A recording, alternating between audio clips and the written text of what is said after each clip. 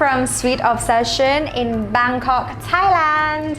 And I'm Charlynn from Atelier by Charlynn Gwee from Singapore. Okay, so today we have a really exciting shipment from KitchenAid, right? And what have we got here? We have the candy apple artisan stand mixer. It's so cute. Yeah, it's a nice color. This is like a 4.8 liters, right? And it comes with 3 attachments, yeah? And this one? This is an additional glass bowl that they got us. So exciting! So you guys can see exactly what we're making, right? And here we have this lovely white classic hand blender from KA and Blending jar. and a blending jar with a lid. So we're really excited about our new toys, right? Yep. We can't wait to test them out. We'll try some new recipes for you guys. Yeah. Okay, so in this video, we're going to debut with Salted egg yolk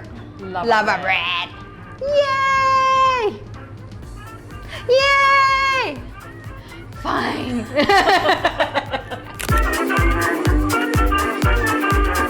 Alright, so what I have here is for the bread dough. So I have bread flour, eggs, whole eggs, butter, milk, salt, instant yeast as well as sugar. Okay, cool. And what I've got here is the filling, which is a lot more exciting than the dough. So, okay, what I've got here is the gelatin powder, but you can use whatever kind of gelatin you want.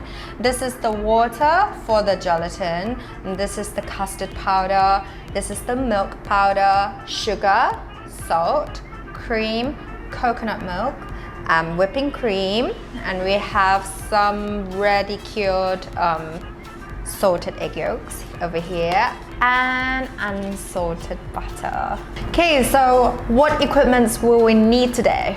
Okay, we'll just use some really basic equipments. We're gonna use the stand mixer with the dough hook. Yay. We're gonna use the hand mixer as well as the immersion blender. Okay, so since the filling needs time to set, okay, usually I would prepare this overnight actually, but we don't really have time today. So we're just going to start off with the filling first. Yep.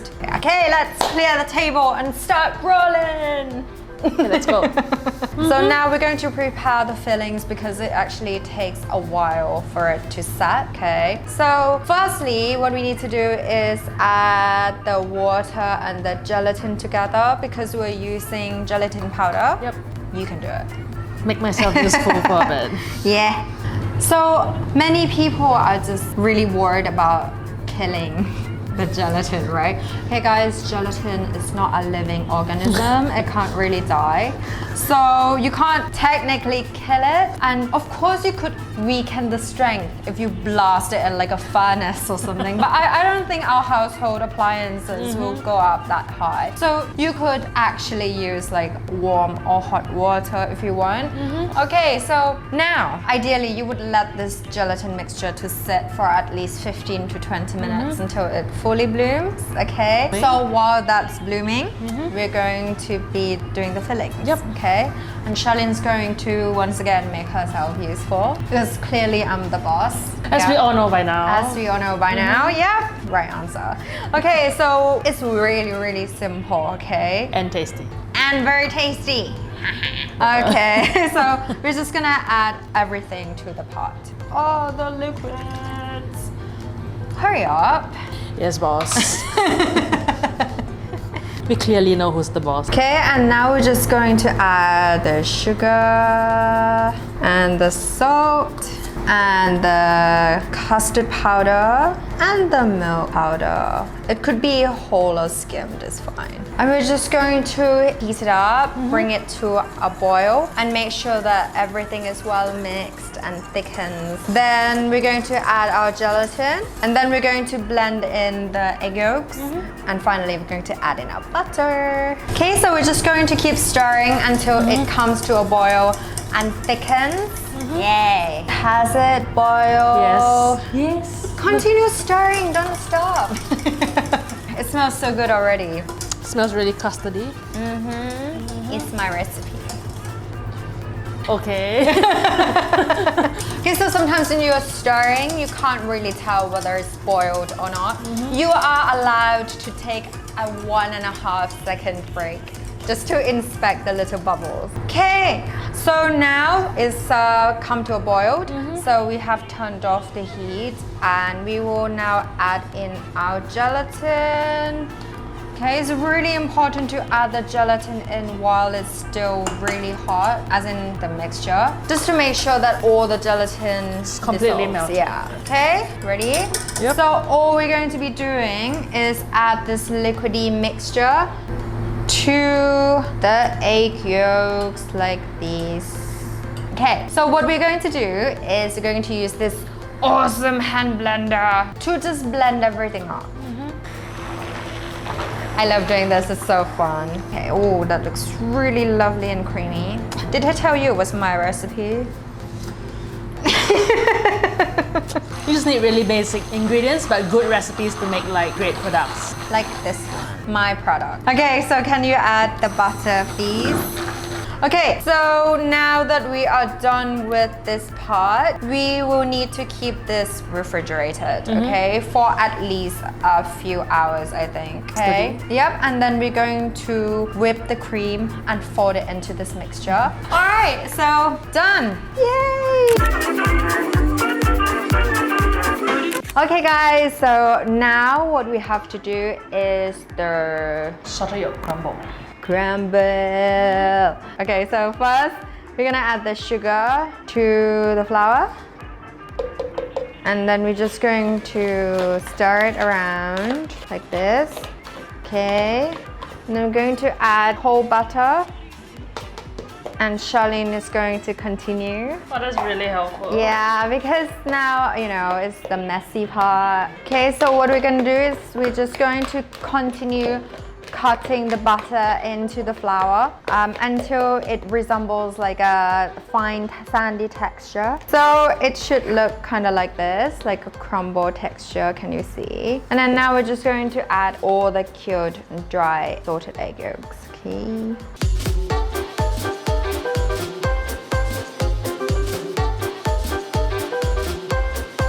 It's like really crumbly texture and nicely orange. Okay, so now we're just going to grab any baking tray and you can line it with baking paper or wax paper, and we're just going to spread this onto the tray. Ooh. And we're just going to bake this at around 165 to 170 degrees Celsius in fan oven, convection oven, for around 12 to 15 minutes until it dries out and becomes, well, nice. Slightly nice and crunchy, right?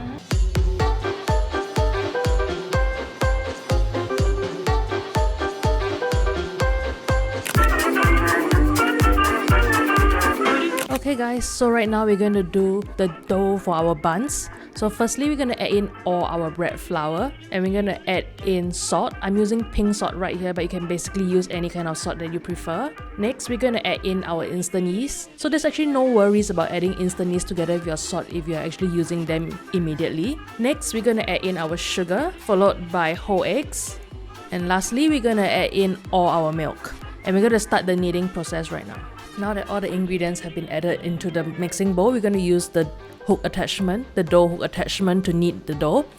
So for kneading the dough on a KitchenAid stand mixer, you want to take note that you would like to knead it on low speed for about approximately 5 minutes. So if we're talking about low speed, we're actually talking about speed 2 on the KitchenAid mixer, and we're going to continue kneading it on speed 4 for the next 4 minutes until we get our dough fully developed. So what if we were like kneading and I forgot to time my dough? Like what is the visual cue? Alright, so honestly for me, I'm not really into like timing. I usually just put in the time just so that people don't just come after me, because they want to know like the exact speed and exact time that I'm actually kneading it on. But for me, I think visual cues are very important. I'm actually looking for the dough to be about maybe 60 to 70% developed, I will be able to pull like a very light window pane before I actually continue onto a medium speed. Okay, so as you can see, the dough has formed into a little ball, right? Is it ready? Okay, so at this point, before adding in our butter, what I'm actually looking for is for the dough to at least have developed maybe 80% window pane. So in this way of adding in the butter, we actually make sure that we cut down our kneading time. Ah, cool. Okay, so how do we test whether it's ready or not? Okay, firstly, it should look pretty elastic like that. Alright, so usually before testing for window pane, people just dive straight in and then just start pulling it. Yeah. But for me, a simple tip for all of you is to actually wet your hands very quickly. Using a wet hands actually allows you to pull your window pane a lot easier and it makes it less messy. You don't have like sticky doughs all over your fingers. So as you can see, I'm just stretching. So I'm not stretching in just one general direction, just yanking it off. I'm pulling and then I'm rotating it at the same time. So you see this way, I can actually stretch a pretty nice window pane without using too much effort. She's always boasting about how amazing she is. We obviously know who is the person boasting, judging from how... Like this. Yes, it's perfect. Look. Yay! So when you get a window pane, this is a perfect time for you to actually start adding in your butter. Okay. Alright, so what I have here is just unsalted butter. So just remember, whenever you are adding butter or any form of fat into a bread dough, you always want to make sure you add it when the window has pretty much been like 70 or 80% formed. So at this stage, I'm going to add in just butter into the dough.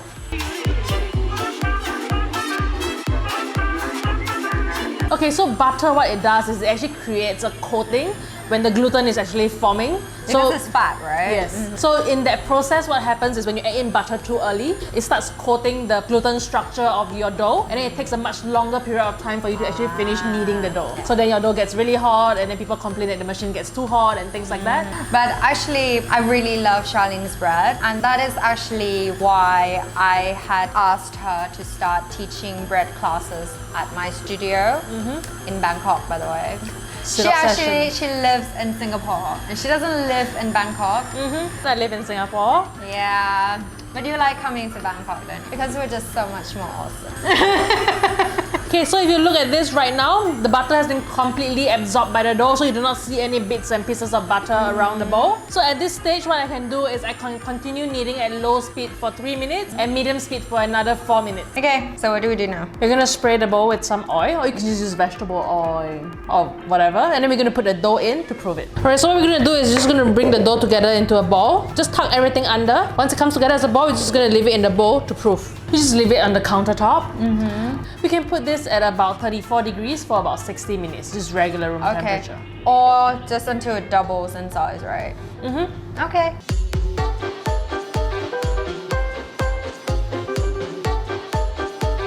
Okay, so now the dough has doubled in size. To test if the dough is ready, we're going to do a finger test. So to do so, we're going to dip our fingers in some flour and we're going to poke it into the dough.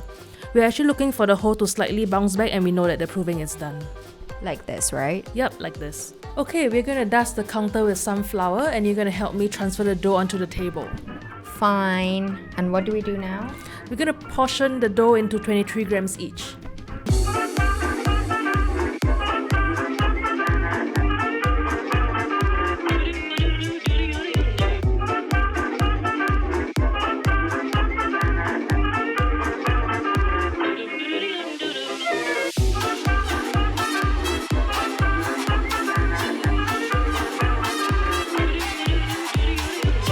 Alright, now that this is proof to almost double its size, we're gonna egg wash it. Okay, what's in the egg wash? Alright, for the egg wash, we have eggs and some milk. Just to dilute the egg wash a bit and just to make sure it doesn't get too brown. So if you don't want to use milk, you can use cream, that's perfectly alright. Okay. Okay, we're gonna be really, really gentle when we're egg washing. We try not to deflate the dough when we egg wash. Reminder. Okay.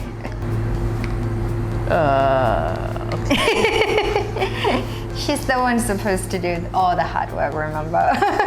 I'm just gonna stand here and because you know this bit is not very fun. She only does the fun bit apparently. So we'll be baking them at 170 degrees at top bottom heat. Okay, so that's like no fans, right? Deck oven. But what if they only have convection oven or fan oven at home? So if you only have convection oven, you can bake this at 150 degrees for about 11 to 13 minutes. Okay, until golden brown, right? Okay, cool. So let's bake.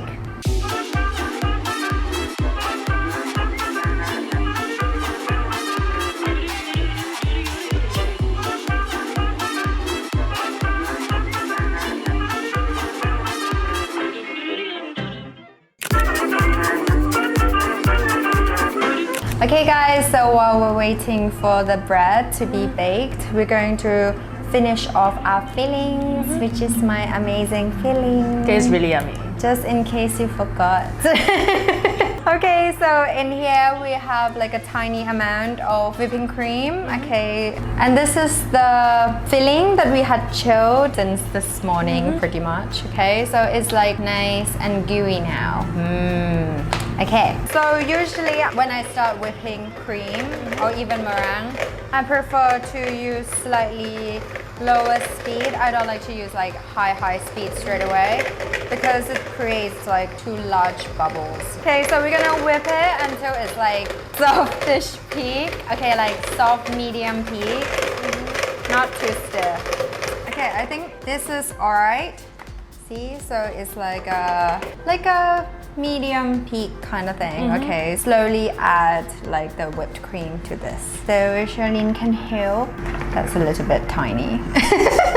Yes, so you just add whipped cream to this. We don't have a lot of whipped cream. We can just add them all in 2 sections. There we go. Just very gently, you know, you want to properly fold it in and don't agitate it too much like this. So it becomes very creamy and smooth. And we're done. Yep. Like this. This is really yummy. Okay, now you feel. I get all the best parts.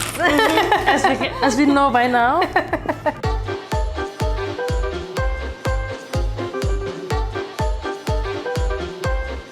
Alright, so we're just going to keep this in the fridge for now and we'll wait for our bread to finish baking and slightly cool. Okay guys, and now we're just going to use scissors to poke some holes in the buns so that we can fill it.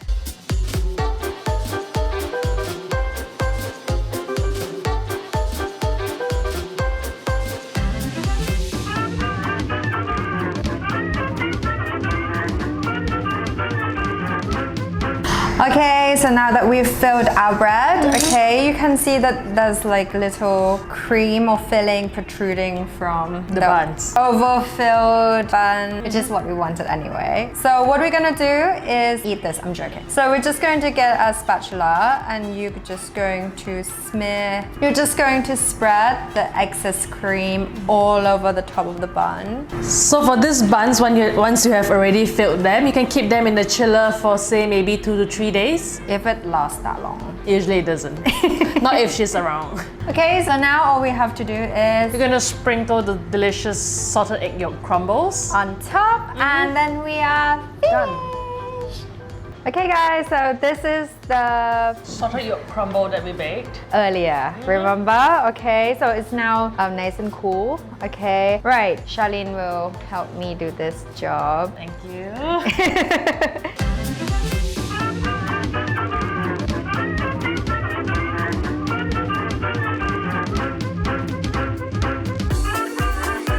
Like you can, once you put on the crumble, you can actually eat it now, or you can just leave it in the chiller for the next 2 to 3 days. But why would you want to leave it in the refrigerator? Or just in case you can't finish it.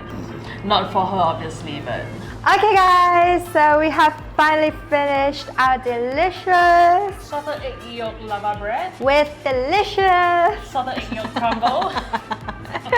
Okay, so we hope that you truly enjoyed watching us and enjoyed our recipe. Okay, don't forget to try it at home and let us know how it goes. Okay, so thank you so much for watching us. We'll see you next time. Okay, bye.